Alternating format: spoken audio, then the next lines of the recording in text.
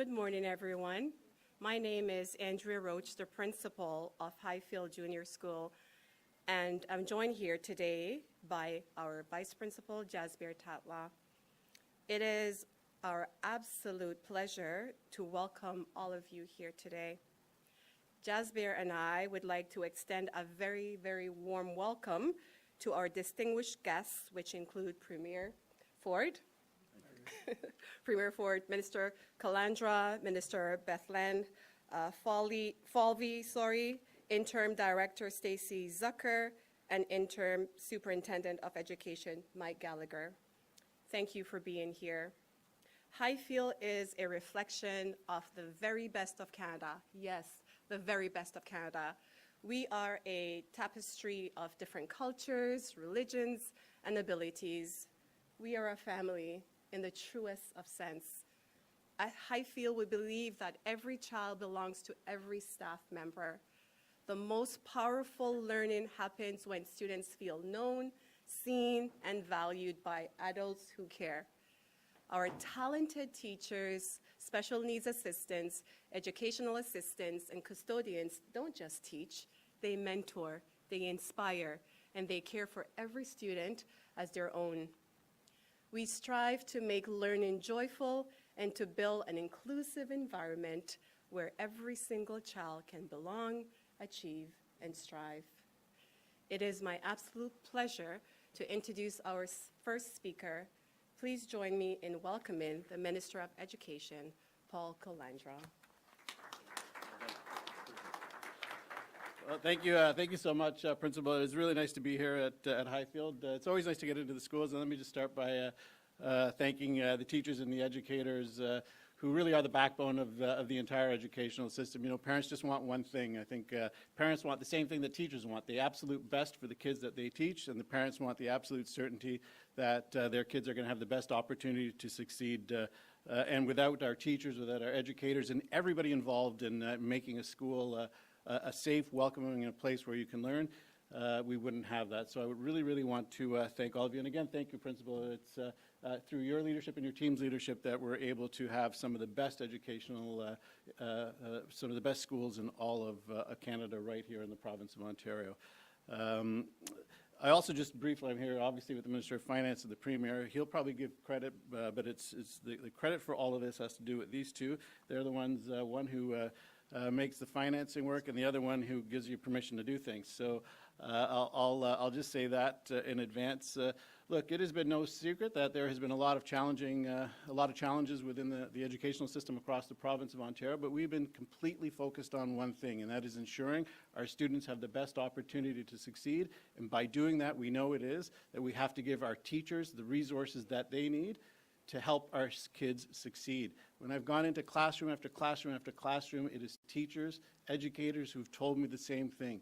Give me the tools that I need, and I will give you the absolute best from our students.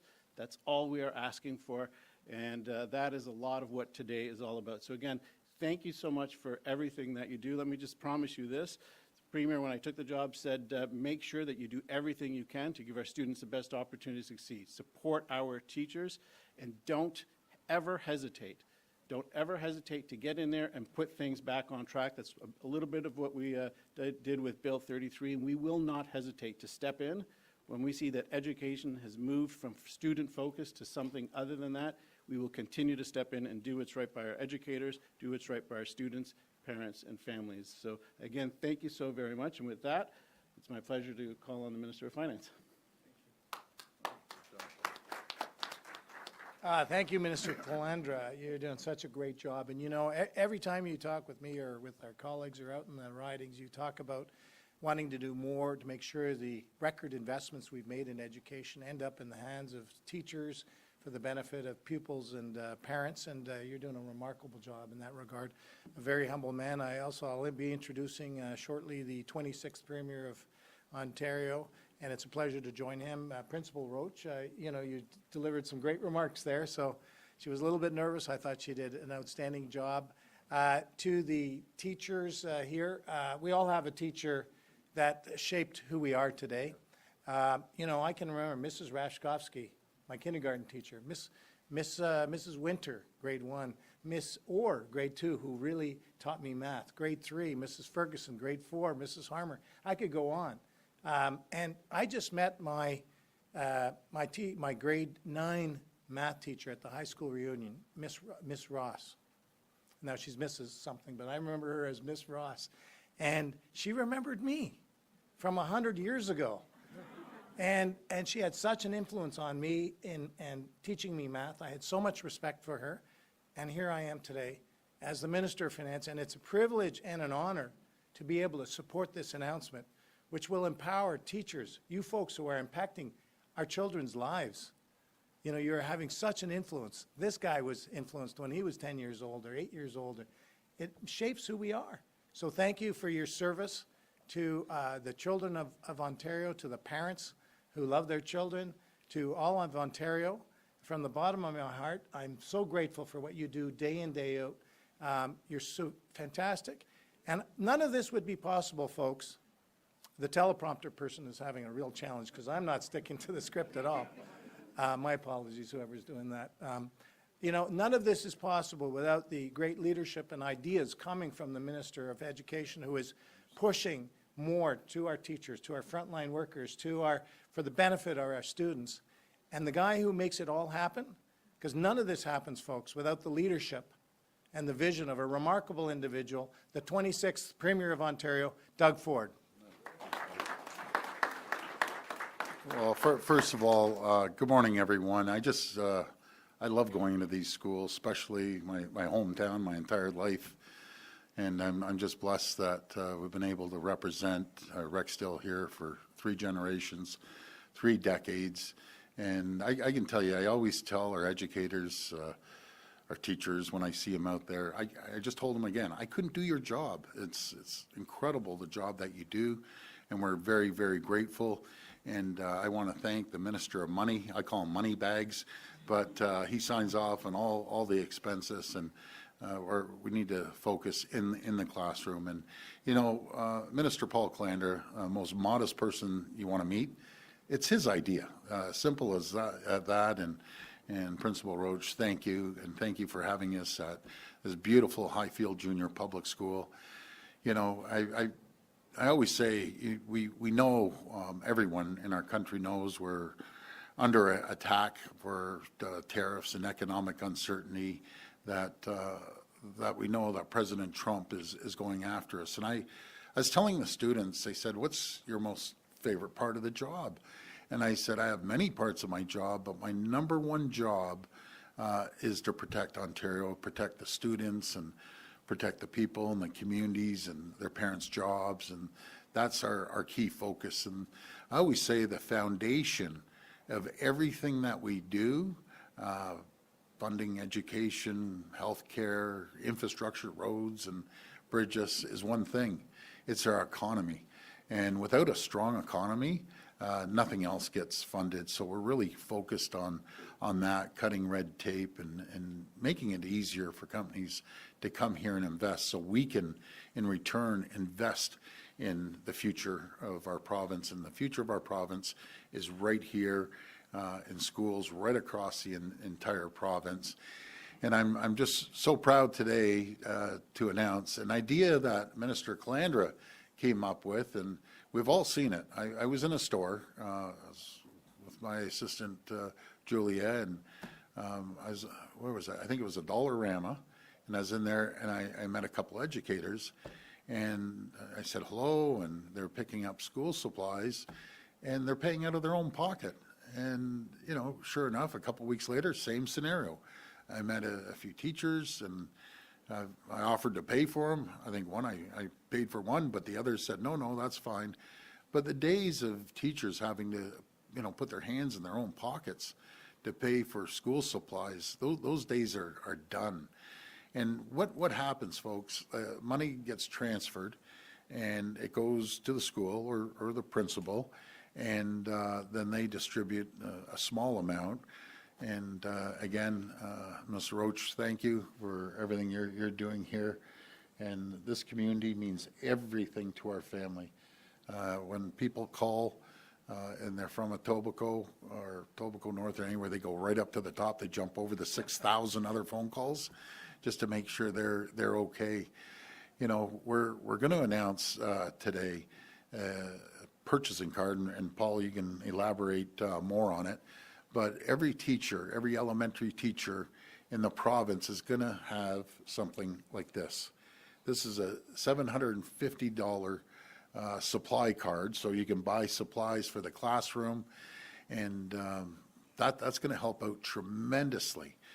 You know, I was going to go, I'm doing the same as them. I'm totally ignoring the teleprompter that we've invested $30 billion in building new schools and all the other stuff. It's all nonsense. What matters is what happens here in the classroom. So $750 to every school year to ensure the teachers have the tools they need. Just like Minister Calandra said, you need the tools. And this is the first time, believe it or not, the first time in the history of Ontario, they're going to be able to go out and go online, and it's probably going to be through a website, probably Supply Ontario, because we have bulk purchasing power across the province, and they're going to be able to pick up the supplies. But even further, it's not us that is going to decide what the teachers need. It's the teachers that are going to decide what they need, because every class is unique. Every class may be different. And we're going to be out there. All of our MPPs are going to be going into schools and talking to the frontline educators and getting a list of what they need. So then in the school year, upcoming school year, they're going to be able to go out online, register, and then be able to distribute the $750 within their classroom. And so I'm just so proud. I think this is the greatest thing I think we've ever done for public education. It's going to be from JK to grade 8, so it's going to be the elementary schools. And again, I just want to thank everyone from Highfield Junior Public School. And again, I keep emphasizing the educators and teachers. Sometimes, you know, it doesn't matter what political stripe you are. You could be from the orange, the red, the blue, the green, and everyone takes their turn in government, and sometimes there's a little controversy.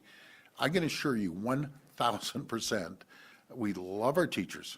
We love the jobs they do, and because you're right on the front lines.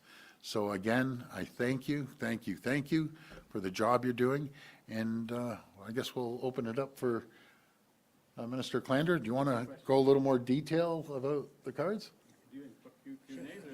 Okay, yeah, sure. Sure. So I'll just add on to the Premier. So as I said, all educators will get a card. It'll explain to them how to get online. It'll be a porthole that will be established through Supply Ontario. Later today, teachers, in your inbox, you will get a survey from the ministry asking us what types of supplies you would like to see on it. To the left, you can see a sampling of the things that we think from talking to all of you of what you will most likely want on that supply. But rest assured, we are going to all of the very same places that you are going, educators are going, to ensure that we have anything and everything that you need so that you can go online and have it delivered directly to you. To the principals, I will say this, a lot of principals said to me, shared their frustrations that sometimes the teachers had, that they're were put in the middle sometimes of being able to provide supplies to the classroom. That takes the principal out of that challenge and gives it right to the teacher. You get what you need to support your students in the classroom, and this will be available to all educators, homeroom teachers beginning September of this year. So look for the survey. If there's something that we have missed, you see some of the things on the table, something we've missed, put it on, because we want to make sure that you have everything that you need to help your students succeed. And I guess with that we can take questions. Yeah. We will now take questions from the media. Media can come to the microphone and state their name and outlet. Just a reminder, the format is one question, one follow-up. First question. I want to give these to the teachers in the room later. These are going to be collector's items one day. Hi, it's Chris Rishowi from the Toronto Star. Where are we I was here? just wondering, rather than providing cards and setting up a website and a procurement process and maybe checks and balances, would it not just be easier to provide schools with direct funding to pay for things like paper products and tissues and paper towels? Great question. That's what's happening now, and it doesn't get to the frontline teachers. And Paul, if you want to jump in and elaborate on that. Yeah, I mean, that is a good question, and the Premier is ostensibly is correct, right? And often puts the principal or vice principal in a challenging situation. But I've crisscrossed the province. I've talked to a lot of teachers. Almost every single teacher, every classroom I go into, they tell me the exact same thing. I need to have the ability to order things for myself so that I can address some of the needs in my classroom. And it's not like it's what the Premier says, you know, walking in Dollarama and seeing a teacher, like the same thing happens to me at the Stouffville Walmart. You know, I always run into teachers who are out there buying something. So this cuts that out. It uses the buying power of Supply Ontario with all of the exact same partners that they will go to, and not just a limited. We've heard from teachers as well. I will say this.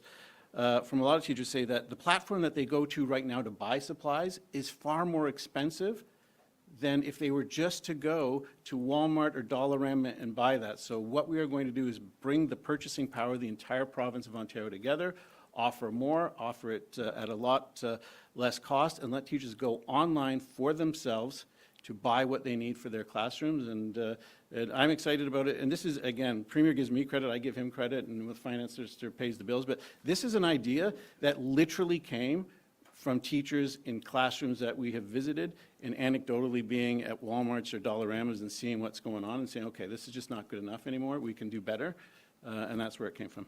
And how did you settle on the amount of $750? Because I found a couple of jurisdictions in the U.S. and they provide $200 and $500 usually just for first-year teachers.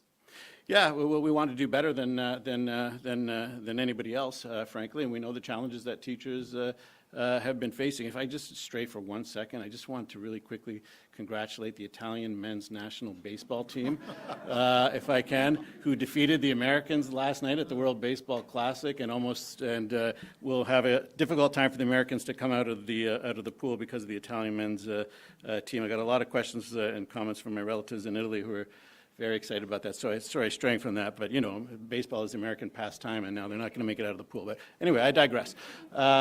Look, we want to do better. Our teachers, our educators, they work very hard, and in discussions with them, they said, look, this is about what we need. It's not about, it's an amount that makes sense to them. If they don't use it in a year, it'll roll over to the next year, and they can continue to use it. This is what they need, and we're going to give them what they need in the classroom. This is what all of the reform is about. It's about student-focused, teacher-focused, and giving them what they need to succeed, full stop. That's great. I think we got to emphasize it will roll over to next year.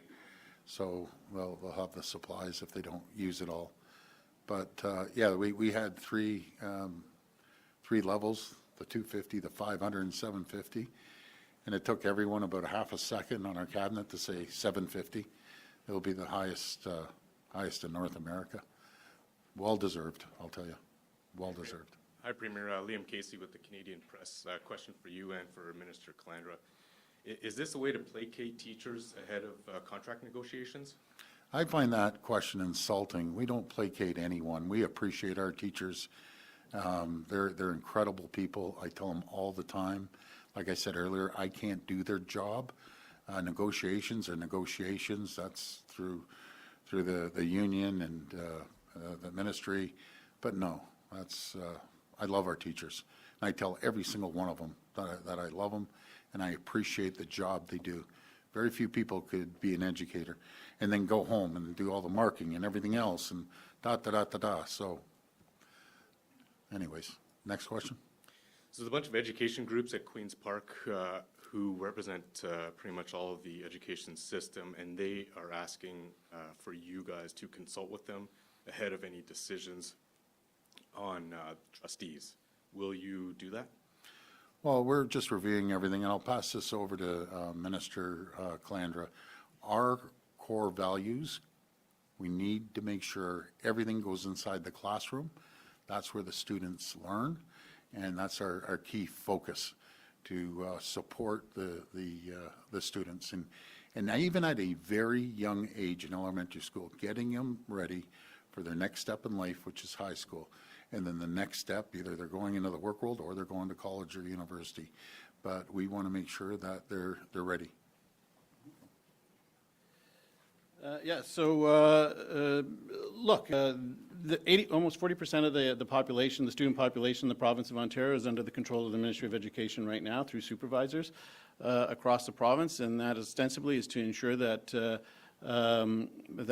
classroom funding is maximized to lower down the temperature that we had seen in advance of supervision. Honestly, my main job, frankly, isn't to listen to people who want to advocate to maintain their position. I think my main job as the Minister of Education is to talk to students, to talk to parents, and to talk to teachers, to talk to educators. What is it that you need to succeed? For me, as both a parent and as a Minister of Education, and the mandate that I've been given from the Premier is, we want better. You know, it's fine and dandy for Ontario to be arrogant about a $43 billion Ministry of Education budget. We can go around the world and say, oh, we're one of the highest budgets in the world. But if our students aren't succeeding, and if there's a problem that stops them from succeeding, it's not our teachers. We know that because we have some of the best teachers in the world. Absolutely. So what is the problem with the system? And that is what we are going to solve. So I say to all of those who are involved in the system, teachers aren't afraid to tell me what they need. That's what today is about. Principals have not been afraid to tell me what they need. So I would suggest to all of those vested interests, the trustee associations, put first students, put parents first, and then give me your advice based on that. If it's just about saving your job, that's a non-starter. But if it's about how we can make the system better, then we'll listen. But it has to be about student achievement, full stop. Without that, then no, I'm just simply not going to listen. And on your first question, look, as Minister of Education, my job is to make sure our teachers get the absolute best deal possible. But as a member of provincial parliament, as a member of the government, it's also I have to put the other hat on, making sure that we can pay for everything that we do. And the Premier gave me one mandate: student achievement through better resources for teachers. And that's what we're going to focus on, full stop. Sorry. No, that's good. Good morning, Premier. You know why it's good, Paul? It's the truth. John Jefford, CBC News. Premier, I just wanted to follow up on Chris's first question there. You know, I think a lot of parents and teachers are accustomed to the notion that, you know, they're using their money to buy things like toilet paper, tissues, paper towels. But if you are a regular Ontarian who's not plugged into the school system and doesn't know that's the state of play, how are they not to blame you and your government after 8 years and say that this is a symptom of underfunding in the education system? Well, I'll pass it over to the minister once again, but that's furthest from the truth. And really, it's unfortunate that you've been misinformed. Go back all the way to when we took office, 2018. Look at every single budget moving forward. And then look at a different budget. Look at the infrastructure budget that the previous government closed 600 schools. 600 schools. We're building $30 billion with a B, $30 billion worth of schools all around. And, you know, I skipped my teleprompter. Maybe I should pull it back up and rattle off all the investments that we're making in education. Each year, per student, funding is going up. Do we see a decline this year of approximately over 50,000 students? Population is dropping overall the whole province. So we'll address that. But Paul, you want to? Yeah, I mean, let's put it this way. So we came in office in June 2018. Shortly after that, we were faced with the global health and economic crisis through COVID. Much of that learning went back home. The province of Ontario had to pivot for much of the first mandate and into the second mandate with respect to how we delivered education. Coming out of that, we then went back into the classrooms to talk to teachers. What are the challenges that you're facing with educators? And they said, this is one of the challenges. We hear about it a lot. There are some funding, there are some resources that have been given to our boards to provide this level, to provide funding. On average, about 300, but it doesn't always get to the teachers. And this is what teachers have said to us. Give us some more resources for our classroom. Look, an education system isn't static. It just doesn't stop. Right? It's always evolving to try to get better. This is something specifically for teachers coming out of the challenges that we've had. And look, you know, you look at the system, like frankly, like, you know, Bill 33, before Bill 33, it was very hard for a minister to go in Minister of Education, to go in and see what was going on in boards that were in a surplus situation. We have a board in Northern Ontario, for crying out loud, that had a $3.7 million surplus. No reason for us to go in, and yet educators and students are in a half-demolished building because trustees couldn't get their act together. So this is about putting resources back into the classroom, focusing on educators, making sure that they have the tools they need to succeed. And if 3 years from now we hear that something else is required for our teachers to help them succeed, then we'll deal with that 3 years from now, right? But it is an always evolving system. But I think sometimes we forget the challenges that Ontario has faced since we came into office, right? And this really is hearing from teachers and educators said, look, great, you've done all of this work. We appreciate the back to basics. We appreciate the supports. But now we need this little extra help to help us succeed and get our job done better. And we're going to do that. And we're going to continue to listen. If there's more that's needed, then we'll step up and do more. But so we have expanded over 41 schools. Let me just, I'm going to be very frank, pull down where we expanded 41 schools. I can't have this all memorized, but 41 new and expanded schools and communities across the province, adding nearly 18,000 student spaces in 5 French language schools. Here in Etobicoke, we're building the new Catholic school down at Buttonwood Hill and new Etobicoke City Centre Elementary School, renovating Bishop Allen Academy Catholic Secondary School to make sure every single student gets the education they deserve. So we're going to continue looking moving forward. But student success would not be possible without the 85,000 elementary school teachers who dedicate their lives, not just in the classroom, outside the classroom as well. And as the finance minister said, I don't think there's a person out there that doesn't remember a teacher that's impacted their lives one way or another. And again, we're investing over $30 billion over the next 10 years to build more schools, cleaner schools, more modern schools. And that's what we're focused on. Next question. Premier, question for you about Billy Bishop Yes. Airport and the expropriation plans in the province. The city spent a lot of time developing a lot of plans, including a master plan for that airport, as I understand it. Is it fair to exclude them from the future planning process for this airport? Well, I've had a conversation with the mayor, and I'll continue having a conversation. The facts are, parts of their council wants to turn it into a park. There's no doubt. There's no secret that they want to turn it into a park. They want to build tall buildings until planes can't land. Unacceptable. We're focusing on, convenience. Rather than people having to drive all the way up to Pearson, that's at capacity with over 40 million passengers going through there. A city our size, no different than be it Chicago or New York, that have dual airports. It's convenience. It's competitive, so we'll lower the cost of flights as well. It's an economic driver, the likes of which we've never seen. It's a crown jewel, and it's great that people can be able to fly in to the Billy Bishop Airport and have optionality.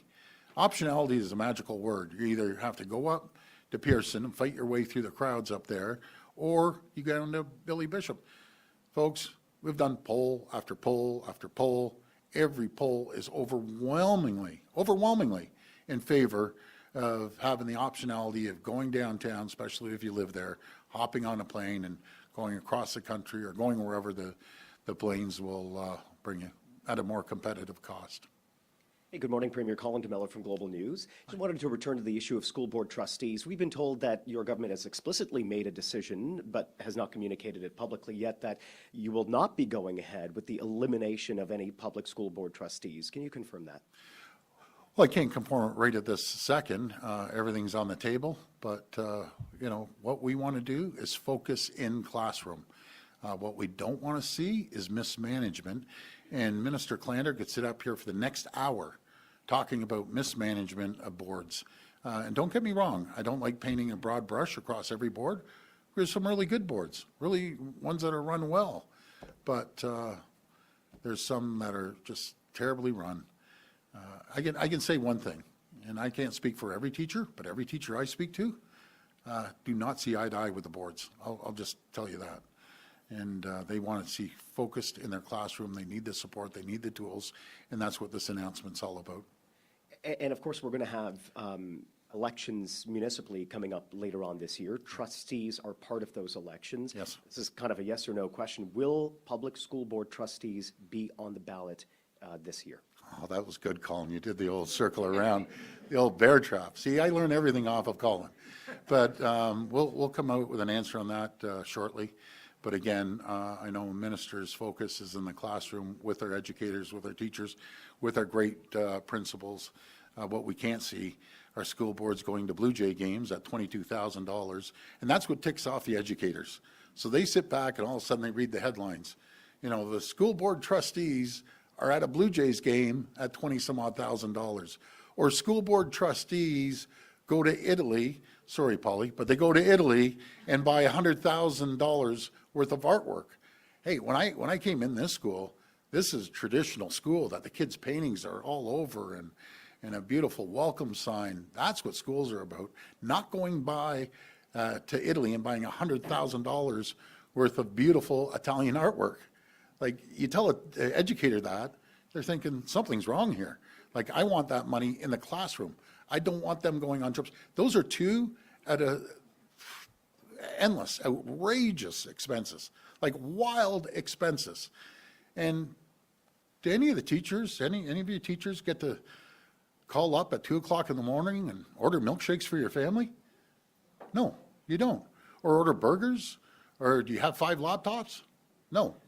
Do you have iPhone watches? No. And the taxpayers are paying for all this. This is a fraction of the stories that I'm telling you.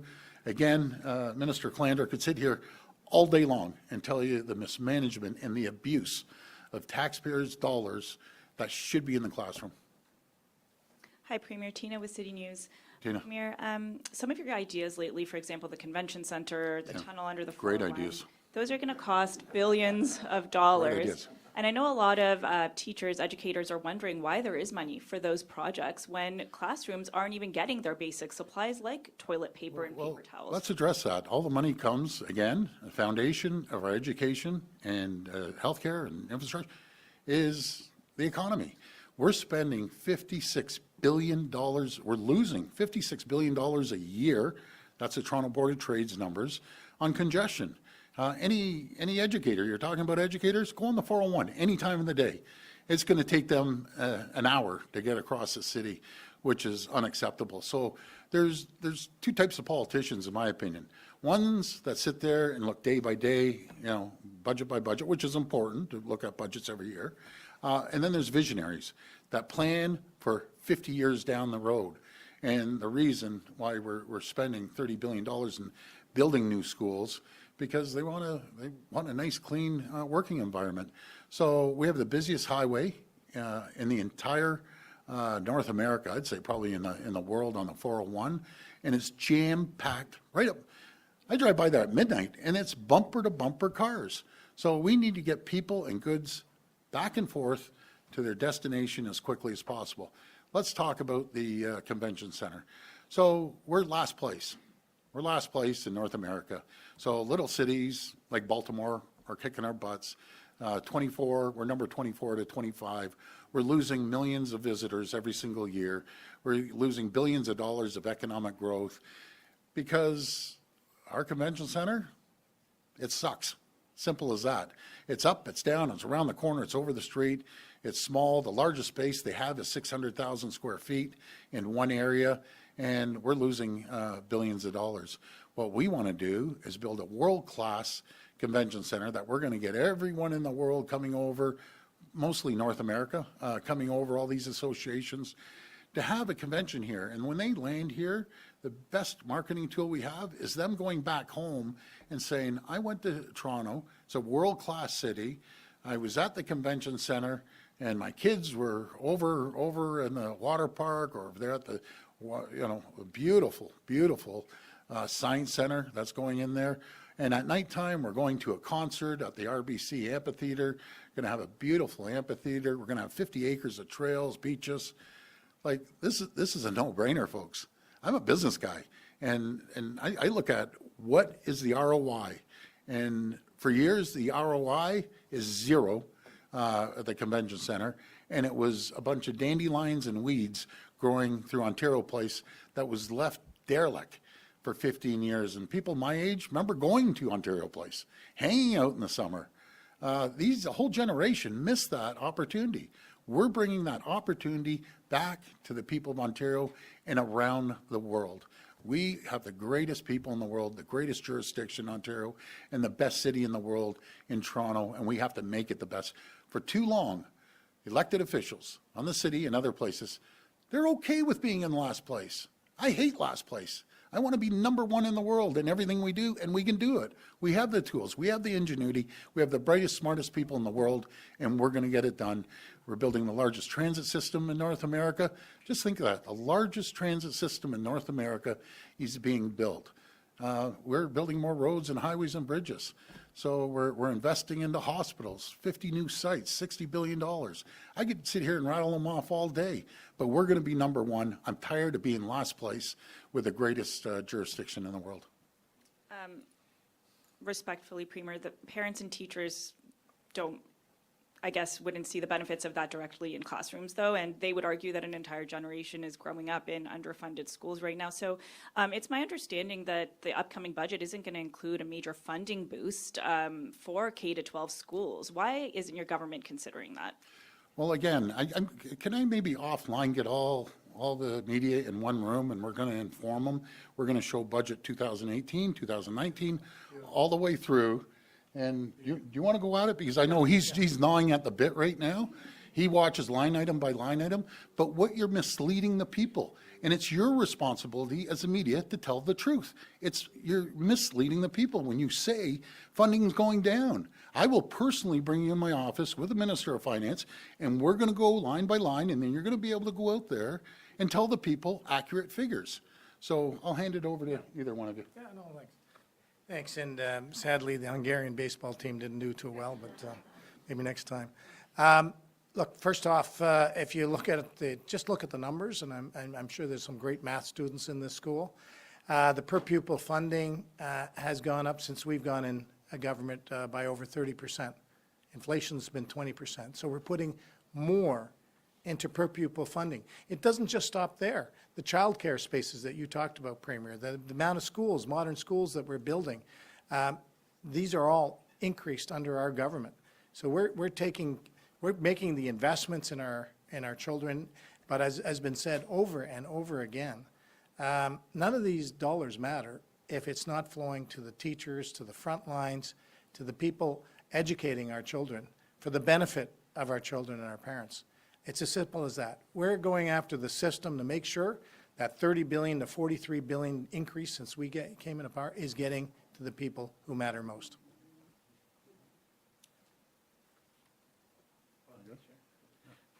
Yeah, look, let me just say this, Tina, I'm sure where you went, but look, we saw what happens when you close down an economy, right? When you close down an economy, we saw it during COVID. There was no money to pay for schools. There was no money to pay for hospitals. There was no money to pay for transit and transportation. We went into large debt because of that. So to suggest that you close down an economy and that will help pay for health, education, and everything else that the province has to do is simply an incorrect way of doing it. And we have the evidence of that just 2 years ago. So you can have a strong economy. You can make the investments that the Premier wants to make. Look, as we were coming here, we passed a new transit line. Stouffville has two-way all-day go finally into my riding. That never existed before. That opens up areas of my community for teachers who might want to work here, who might not otherwise have been able to. And as the Minister of Finance said, I don't think teachers care or parents care that we get up here and tell you, oh, it's the highest level of funding. You know what they care about? That when their kids leave the system, they can actually have a job. That's what they care about. And as I said earlier, we can be arrogant about $43 billion Ministry of Education budget. You can go across the world and you will find that Ontario is one of the highest levels of investment in education. We can be arrogant about it and say, great, job well done. Or we can drill down and say, what is it that we have to do with that $43 billion investment that gives our kids the opportunity to succeed? And what I'm hearing is it's not about the other things that happen at boards. It's about giving the resources and the opportunity for educators to give all that they can, the support that they need so that our kids leave the system extraordinarily well-placed to have that good job. And if we don't make the investments that the Premier is talking about and has been completely focused on, they're going to leave the province and find those jobs somewhere else. So I think you can have, not I think, I know you can have both. And without a strong economy, as the Premier says, he drills this down all the time. You need a strong economy to be able to pay for everything. And now we have every bit of evidence. If COVID didn't teach us what happens when an economy is closed down, I don't know what will. That was a clear indication of what happens when an economy slows down, closes down. It's not in the benefit of its people, and that's why we're coming out as stronger than we ever have before. And that's why we're constantly investing in education. But just again, I don't think parents care. You know, they don't care what we say. What they care about is what their kids come out of the system with, and are they well placed to succeed? And that's the only thing he told me, the Premier told me when I took the job, is make sure that they have a better opportunity to succeed, and I'll be there to support you in doing it. And that's what this announcement today is frankly all about. Hi, Premier. Siobhan Morris, CTV News. Thanks, Siobhan. Your announcement today is only focused at elementary teachers. I'm wondering if you had contemplated at all extending this to the secondary level, even if it was at a different dollar amount than $750. Good question. I asked the minister that, so you can answer that as well. Yeah, there are other sports in the secondary school system, but this is a start, right? This is a start. We're, as I said, we're sending a survey out to the elementary school teachers today, and hopefully when they get back, it'll be in their inbox. And I'm absolutely certain that we're going to start hearing from some of the secondary teachers, specific secondary teachers who have certain challenges. So this is a start. Of what I think can be something that is not only beneficial to our elementary side, but perhaps in the future we can look at more specifically targeted supports for secondary school teachers as well. But the Premier said, look, this has to get out there. You have to do it as quickly as possible, get it into our elementary schools by September, and this allows us to do that. I have a question actually for Minister Bethlenfalvy. This comes to you from my colleague John Woodward. He says insurance companies are complaining that the take-all-comers rule forces them to insure people they believe are fraudsters and increases payouts for auto crime specifically. Are you concerned about that, and should Ontario do something about it? There's no room for bad actors. We'll always go after the bad actors. And, you know, for example, when auto theft took off, the Premier, along with our colleagues, said we got to deal with that. And so we invested a lot more money in supporting our frontline officers to combat guns and gangs. We funded an auto theft specialized group to go after auto theft. We see the numbers coming down. There's always more to do. We want to make sure that people feel safe in this province. That had the impact of increasing insurance rates, clearly, with all the auto theft. But now we've reversed that. We took action.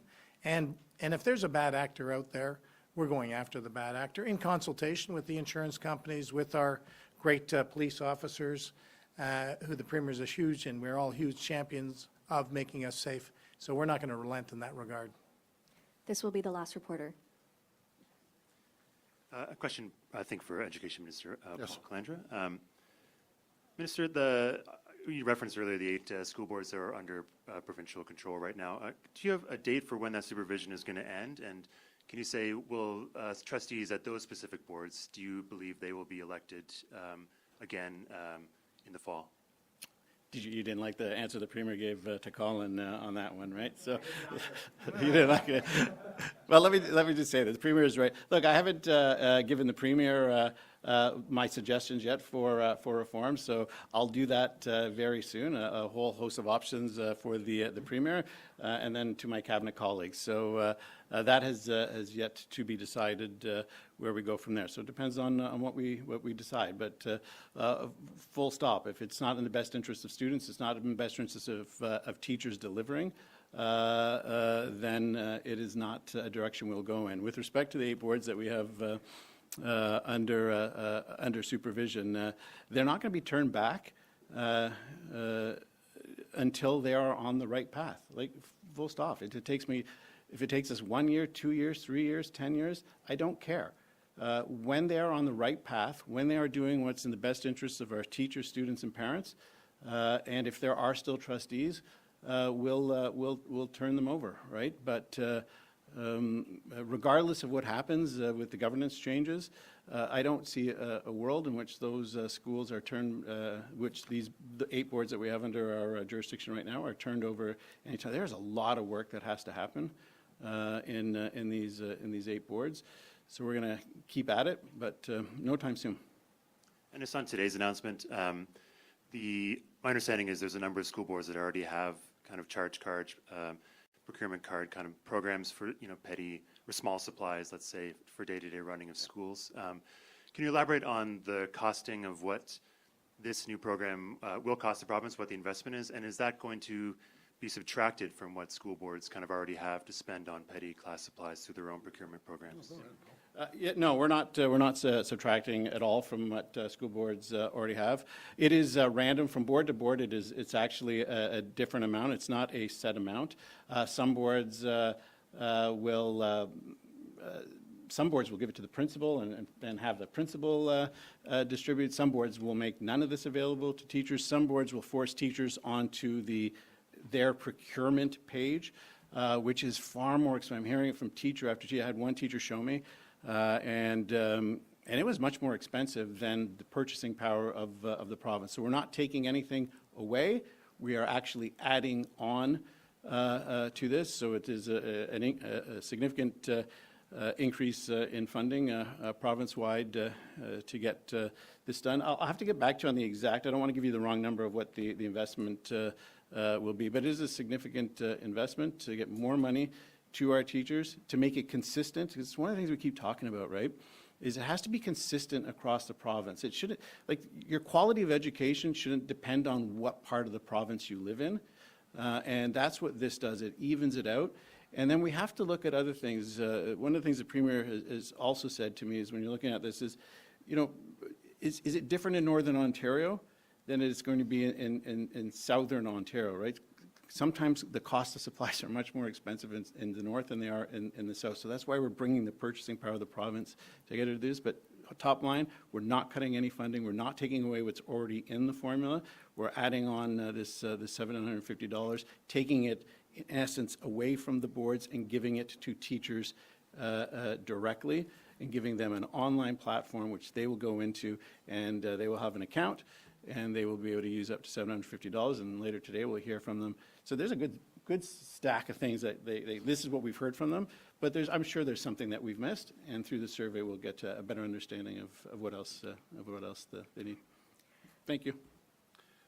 Well, first of all, thank you again. I'm going to repeat it 1,000 more times. I want to thank the educators, the teachers, Principal Roche, and your whole team here. And don't forget about the custodians that clean the schools. So it's everyone that works well together. Teachers' assistants too, and hopefully I didn't miss anyone involved in the system. Folks, I can tell you 1,000%. Paul, this guy lives, breathes, eats education. I talked to him all weekend. This weekend, Paulie, I call him Paulie, sorry. Paul, I talked to him 50 times. I'm not exaggerating. It was every 2 minutes. I'm picking up the phone and this and that. And the guy's passionate. He's calling back parents. Who does that? Any time in the history of our province, when does a premier and a minister of education, minister of finance, call parents back and listen to them? We had an issue in Ottawa that he resolved over the weekend for 4 schools because they have access, unprecedented access to myself, finance minister, our whole team. There's a rule. You give your phone number out, you return phone calls. And we couldn't do it if we didn't have a prudently fiscal manager of taxpayers' money, and that's the finance minister. I have 2 of the greatest ministers ever. And I'm not just saying that. They're passionate about helping the people. Can I tell you something? These guys don't need this job, believe me, especially this guy. He's loaded.